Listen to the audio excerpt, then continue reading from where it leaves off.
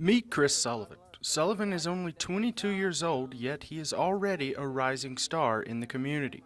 Most 22-year-olds would spend a Saturday night hanging out with friends, but instead, Sullivan is talking with community members at Columbia's 6th annual National Night Out. Oh, man! Sullivan says he draws his passion and drive from the lack of that he sees in his contemporaries. They're ready to leave South Carolina. I understand that South Carolina has all the potential in the world. If we can be the first state to secede from the nation, then we can be the first state to lead the nation. Sullivan's biggest accomplishment so far was organizing the Trayvon Martin rally 3 weeks ago. We have an obligation to support each other as a family. We have an obligation to continue the justice for civil rights. Community members still come up to him to talk about it. I saw you on TV first. Okay. Then I saw you at the farm. Okay. Last year, Sullivan ran for the State House, losing to longtime public official Joe McEachern.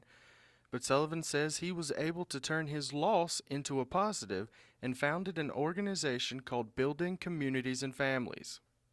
Buildings, communities, and families are basically the middle man between the oppressed community, or those who experience injustice, and those who make decisions, or those who have the money and want to give the causes, just don't know the proper causes.